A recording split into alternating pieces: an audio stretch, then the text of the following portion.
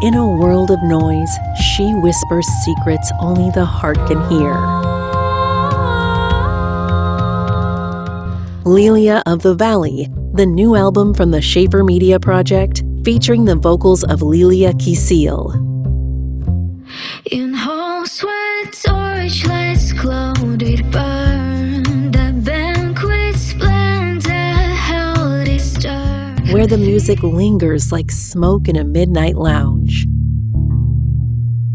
The ticking clock would skip and bend, my heart would thud and never end. Lelia of the Valley, available February 27th. Let her voice carry you away. Lay thy bow of pearl apart, and the crystal shine and quiver.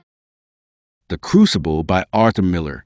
In the spring of 1692, the small Puritan settlement of Salem, Massachusetts, lay under a heavy sky of suspicion and fear. The community, bound tightly by faith in the constant threat of the wilderness, lived in a world where sin could invite the devil himself. Reverend Samuel Parris, the town's minister, had discovered something that chilled him to his core.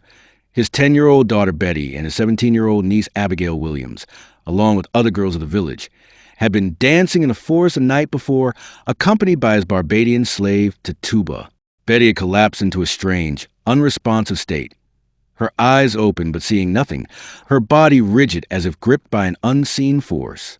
Word spread quickly through the narrow streets and clapboard houses. A crowd gathered at the Parris household, whispering of witchcraft. Parris, ever anxious about his position and reputation, questioned Abigail fiercely in the dim attic room where Betty lay. Abigail insisted they had only danced, nothing more, but the truth slipped out in fragments. Tituba had been leading them in strange rites, attempting to conjure spirits at the behest of the girls who wished to know the future or curse their enemies.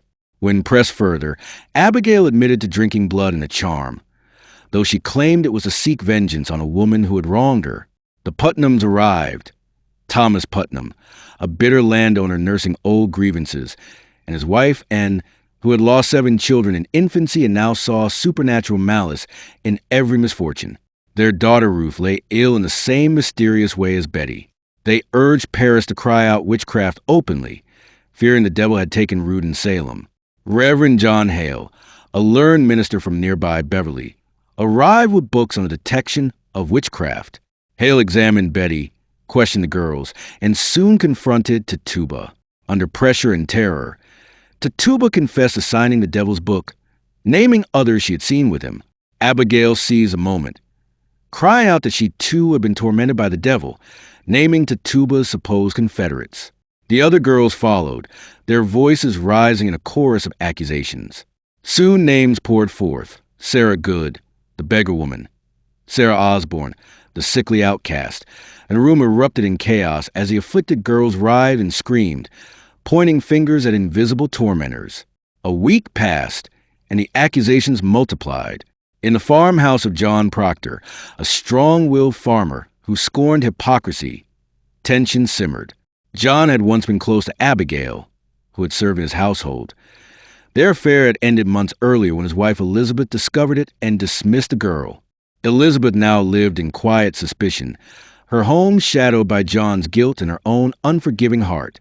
Mary Warren, their servant and one of the accusing girls, returned from the court with a poppet she had made during the proceedings.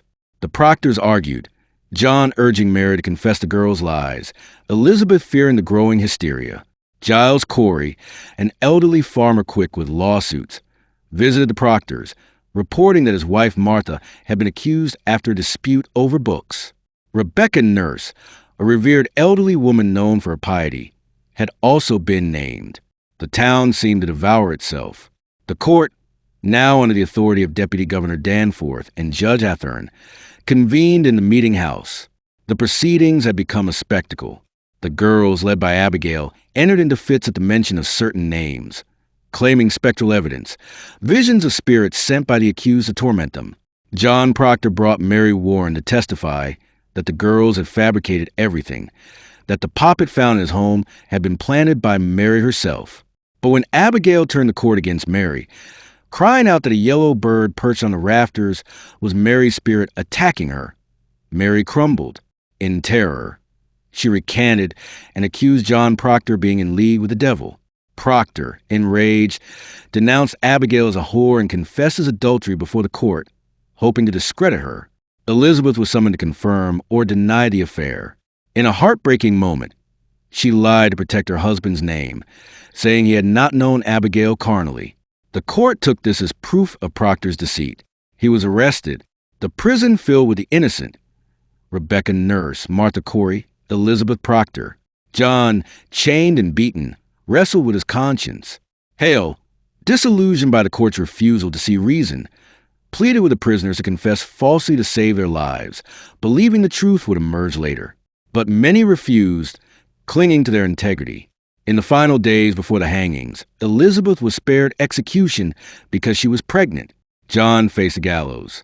Danforth offered him a chance to save himself. Sign a confession admitting to witchcraft. Proctor wavered. He began to write his name on the document, but the shame overwhelmed him. He thought of his sons, of the lie he would leave behind. In a surge of defiance, he tore the paper, declaring, "Because is my name, because I cannot have another in my life."